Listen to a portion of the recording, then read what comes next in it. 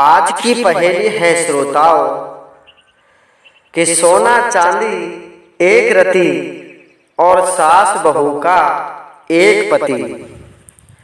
इस पहेली का उत्तर जानने के लिए मैं आपको एक बहुत ही रोचक और रहस्यमयी कहानी सुनाना चाहता हूँ। तो श्रोताओं, पाराशर संहिता को पढ़ते हुए मैंने इस पहेली का अर्थ जाना है। पाराशर संहिता में उल्लेख मिलता है कि जब महर्षि पाराशर अपनी पत्नी से कहते हैं कि मैं तपस्या करने के लिए जा रहा हूँ और 10-12 वर्ष में वापस लौटूंगा, तो पाराशर ऋषि की पत्नी बोली कि महाराज, मैं इस घर में अकेली रहकर क्या करूँगी, मुझे आप कोई निशानी तो देकर जाइए। तो पाराशर मुनि कहने लगे कि अभी मेरे पास में वक्त नहीं है, लेकिन मैं आपको वन में जाकर जब आपको मेरी याद आएगी तो रात्रि के समय में मैं आपको कोई निशानी जरूर भेजूंगा। तो पाराशर ऋषि दूर जंगलों में तपस्या करने के लिए चले गए। तो रात्रि का समय होता है, तो वो अपनी पत्नी को वचन देकर के आए थे कि रात्रि के समय में मैं आपको कोई निशानी जरूर भेजूंगा। तो श्रोताओं, एक बाज पक्षी को पाराशर ऋषि बुलाते हैं और वहां पर वृक्षों के पत्तों का एक कटोरा बना लेते हैं और कटोरे में अपना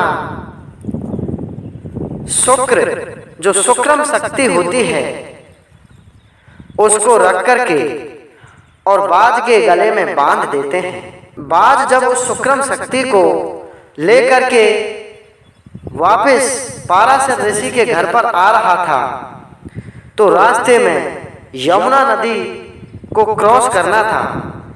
यमुना नदी के ऊपर से जब वो बाज जा रहा था, तो बाज को चक्कर आने लगे पानी को देख करके, और वो शुक्रम शक्ति का जो कटोरा था, शुक्रम शक्ति का जो दोना था, वो उसके गले से चक्कर आने की वजह से पानी में गिर गया। पानी में गिरते ही आप जानते हैं श्रोताओं, कोई भी खाने की चीज या कुछ भी आप पानी में फेंकते हैं तो मछली तुरंत आकर के उस पर झपटती है। जैसे ही शुक्रम शक्ति का दोना पानी में गिरा तो उसको एक मछली निगल गई।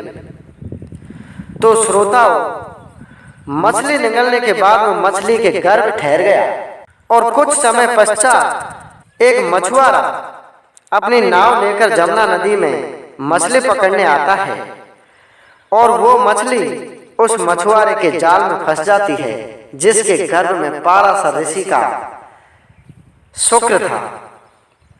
तो क्या होता है श्रोताओं, जैसे ही उस मछली को उस मछुआरे ने काटा तो उसके पेट से एक सुंदर कन्या निकलती है, सुंदर कन्या का जन्म होता है। मछली के पेट से पैदा होने के कारण उस सुंदर कन्या के शरीर से मछली जैसी गंध आने लगती है। तो उस मछुआरे ने उस सुंदर कन्या का नाम मत्स्य गंधा रख दिया।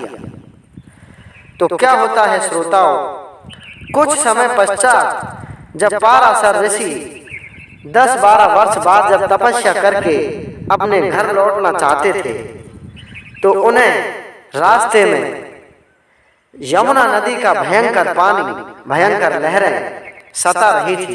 तो उसने मछुआरे को आवाज लगाई कि मछुआरे, मुझे इस जमुना जी को पार करा दो। उस समय पर जमुना जी को पार कराने के लिए जब पाराशर ऋषि ने उसको आवाज लगाई, तो मछुआरा उस समय पर भोजन कर रहा था। तो उसकी लड़की जो मत्स्य गंधा थी, वो कहने लगती है कि पिताश्री, कोई संत हमारी नाव को बुला रहा है, आप भोजन करिए और मैं इस नाव को लेकर के इस संत को पार करवाती हूँ। जैसे ही मत्स्यगंधा अपनी नाव को लेकर के पाराशर ऋषि के पास में जाती है तो मत्स्यगंधा के रूप सौंदर्य को देख करके पाराशर ऋषि मत्स्यगंधा पर मोहित हो जाते हैं और कहने लगते हैं कि हे सुंदरी, मैं आपकी सुंदरता पर मोहित हो गया हूं और मैं आपके साथ में सहवास करना चाहता हूं। तो मत्स्यगंधा कहती है कि हे संत, मैं एक मछुआरे जाति से हूं और आप एक बहुत बड़े संत नजर आ रहे हो। अगर आप मेरे साथ में ऐसा करोगे तो आपको पाप लगेगा। तो पाराशर ऋषि कहते हैं कि मैं आपकी सुंदरता पर मोहित हूं, मुझे कोई भी जाति इस मामले में मायने नहीं रखती। मैं आपके साथ में अवश्य ही सहवास करना चाहता हूं। तो मत्स्यगंधा कहने लगती है कि महाराज, मेरे शरीर से मछली जैसी गंध आती है, इसका क्या कारण है? तो पाराशर ऋषि उस मत्स्यगंधा को अपने मंत्रों से आमंत्रित करते हुए कहता है कि अब अपने शरीर को सूंघ कर देखिए। तो जैसे ही मत्स्यगंधा ने अपने शरीर को सूंघा तो उससे सुगंध आने लगती है और वहीं पर उस लड़की का नाम सुगंधा हो जाता है। कई योजनों तक सुगंध फैल जाती है उसके शरीर की। उसके शरीर से जो गंध आती है उसकी सुगंध कई योजनों तक फैलने के कारण उस लड़की का नाम योजनगंधा रखा गया। तो क्या होता है श्रोताओं, पाराशर ऋषि ने जब उस लड़की के साथ में सहवास करना चाहा तो लड़की बोली कि महाराज, इस समय पर दिन है, आप रात का इंतजार करिए। यहाँ पर हमें कोई देख लेगा तो मुझे लोक लाज सहना पड़ेगा और अगर मुझे गर्भ ठहर गया तो मुझे मेरे पिताश्री जीने नहीं देंगे। तो पाराशर ऋषि कहने लगते हैं कि सहवास करने के पश्चात आपका जो शरीर है वो कुंवारी की तरह रह जाएगा। पहले कुंवारी थी उसी प्रकार से रहेगा, आपको कोई महसूस नहीं होगा। और पाराशर ऋषि ने रात का इंतजार नहीं किया, रात को ही दिन को ही रात बना दी। तो क्या होता है श्रोताओं, इस पहेली का उत्तर यहीं पर आकर के लगता है कि सोना चांदी एक रति, सोना चांदी और जो रति होती है उसकी एक वैल्यू होती है। ये सोना चांदी एक रति के समान वैल्यू वाले होते हैं। और जो मेन अर्थ है वो है सास बहू का एक पति। तो सुगंधा पाराशर ऋषि की पत्नी हुई, उसकी बहू हुई और उसकी जो माता है सुगंधा की जो मछली थी उसको भी पाराशर ऋषि ने जो दोने में शुक्र शक्ति भेजी थी उसको उसने निगल लिया। तो उसी पाराशर ऋषि की वो सास भी हुई और वो पत्नी भी हुई।